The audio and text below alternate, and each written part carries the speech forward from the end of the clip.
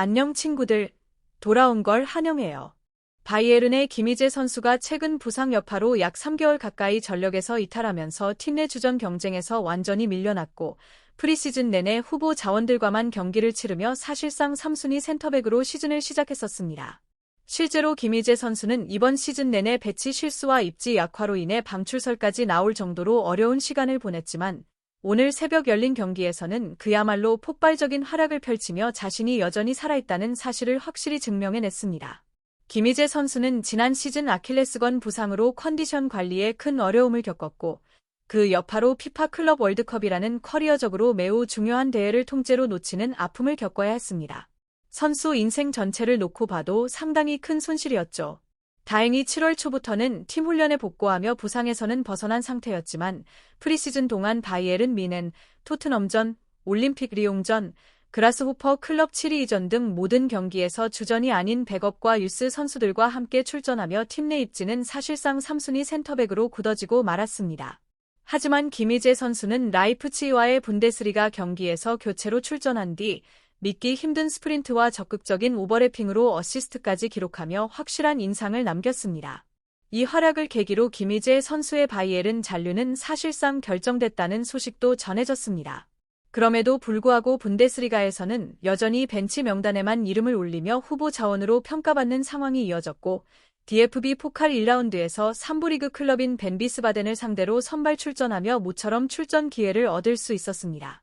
아쉽게도 김희재 선수는 컵대회에서만 선발 기회를 받았을 뿐 이번 시즌 분데스리가 15경기 중 선발 출전은 6경기, 교체 출전은 3경기에 그쳤고 UEFA 챔피언스리그에서도 6경기 중 단 1경기만 선발로 나서며 바이에른의 공식전 가운데 약 13경기 정도만 선발 출전하는 데 그쳤습니다.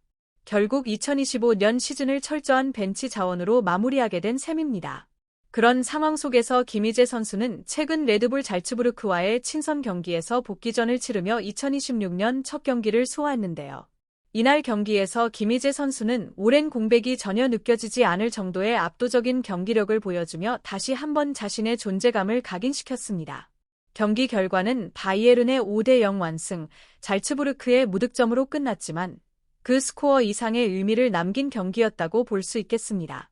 실제로 레드불 잘츠부르크는 팀 전체가 유기적으로 움직이며 전방부터 강한 압박을 걸어왔고 바이에른 뮌헨을 상대로 상당히 도전적인 경기 운영을 보여줬습니다.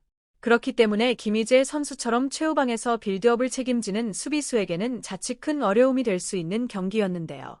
실제로 바이에른은 잘츠부르크의 거센 압박의 중원에서 턴오버가 꽤나 발생하기도 했습니다. 하지만 정말 이상할 정도로 김희재 선수만큼은 좀처럼 공을 빼앗기지 않았습니다. 마치 마법을 부리는 듯한 안정적인 볼키핑으로 바이에른의 볼 소유권을 지켜냈고 상대 선수들이 김희재 선수를 둘러싸거나 패스 각도를 상당 부분 차단한 상황에서도 어떻게든 출구를 찾아 전방으로 볼을 연결해냈습니다. 특히 인상적인 부분은 김희재 선수가 옌만에서는 백패스를 선택하지 않는다는 점입니다. 상대가 강하게 압박해 들어오는 상황에서 전방으로 패스를 찔러 넣는 선택은 심리적으로도 상당한 부담이 될 수밖에 없는데요. 김희재 선수는 마치 늘 해오던 일이라는 듯 아무렇지 않게 전진 패스를 시도했고 그 정확도와 타이밍 또한 압도적이었습니다. 패스 대부분이 낮고 빠르게 깔려 들어갔기 때문에 각도를 좁히며 달려들던 잘츠부르크 선수들 입장에서는 허탈할 수밖에 없는 장면들이 이어졌습니다. 게다가 김희재 선수는 상대의 압박을 한번 벗겨낸 뒤 직접 한 명을 제쳐내고 전방으로 찔러주는 장면까지 만들어냈습니다. 몸을 돌며 상대를 벗겨낸 뒤 전진 패스로 단숨에 압박 라인을 무력화시키는 플레이였는데요. 만약 같은 상황에서 압박을 견디지 못하고 백패스를 선택한 수비수가 있었다면 경기의 흐름은 완전히 달라졌을 수도 있습니다. 그만큼 김희재 선수의 이 플레이는 결과값에서 극명한 차이를 만들어내는 정말 엄청난 장면이었습니다. 경합에서도 김희재 선수는 역시나 압도적이었습니다. 잘츠부르크 공격수들을 상대로 몸싸움에서 밀린다는 느낌이 전혀 없었고 오히려 갖고 논다는 표현이 어울릴 정도의 폼을 보여줬습니다. 최근 벤치로 밀리며 이적설까지 나오고는 있지만 최소한 빅리그를 떠날 선수가 아니라는 점만큼은 확실히 증명한 경기력이었습니다. 상대 공격수들과의 모든 경합에서 거의 절대적인 수준 차이를 보이며 그야말로 씹어먹는 활약을 펼쳤습니다. 사실 김희재 선수는 경기에 나서기만 하면 항상 좋은 폼을 보여주는 선수이기 때문에 기회만 주어진다면 언제든 팀에 큰 힘이 될 수 있는 자원이라는 생각이 듭니다. 그리고 바이에른 뮌헨은 오늘 새벽 FC 켈른과의 경기를 통해 2025에서 26 시즌 독일 분데스리가 17라운드를 치렀고, 김희재 선수는 정말 오랜만에 선발 출전 기회를 받으며 요나단 타 선수와 함께 수비 라인을 구축하게 됐습니다. 그리고 바이에른 뮌헨은 FC 켈른을 상대로 한 최근 10경기에서 무패를 기록할 만큼 상대 전적에서 압도적인 우위를 점하고 있었기 때문에 바이에른 뮌헨은 이번 경기에서도 당연히 기본적인 볼 점유와 주도권을 쥐고 경기를 풀어갔습니다. 실제로 슈팅수, 볼 점유율 등 거의 모든 지표에서 FC 켈른을 압도하며 지배적인 경기력을 보여줬고, 경기 모멘텀 데이터만 봐도 바이에른이 켈른을 완전히 눌러놓은 경기였다고 할 수 있겠습니다.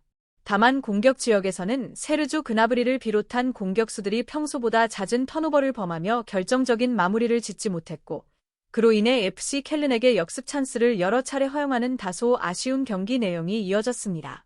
결국 전반 41분, 또다시 그나브리 선수의 마무리 실패 이후 허용된 역습 상황에서 린톤 마이나 선수에게 노마크 슈팅을 내주며 실점했고, 최근 10경기 동안 패배가 없었던 FC 켈른을 상대로 오히려 리드를 허용하는 상황에 놓이게 됩니다. 하지만 바이에른은 계속해서 찬스를 놓쳤던 그나브리 선수가 전반 막판 동점골을 터뜨리며 1대1 스코어로 후반전에 돌입하게 되는데요. 그리고 후반전에 들어서며 전반전에는 다소 존재감이 크지 않았던 김희재 선수가 완전히 다른 모습을 보여주기 시작합니다. 김희재 선수는 믿기 힘들 정도의 스피드로 수차례 뒷공간을 커버하며 이기 상황을 지원했고, 상대 공격수들과의 경합에서도 압도적인 승률을 기록하며 FC 켈른의 공격을 번번이 차단해냈습니다. 53분에는 엘말리 선수가 침투를 시도했지만 김희재 선수가 먼저 스프린트로 대응하며 뒷공간을 완벽하게 커버하는 수비를 보여줬고, 55분에는 카민스키 선수가 순간적으로 뒷공간을 파고들며 바이에른이 1대1 찬스를 허용할 뻔한 장면도 있었습니다. 하지만 뒤에서 출발한 김희재 선수는 믿기 어려운 스프린트로 카민스키를 끝까지 따라붙은 뒤 깔끔하게 볼을 탈취해내며 그야말로 미친 수비라는 표현이 어울리는 장면을 연출해냈습니다. 이러한 플레이 하나하나가 김희재 선수가 여전히 팀에 반드시 필요한 자원인지를 분명하게 보여준 순간들이었습니다. 공유와 구독, 좋아요.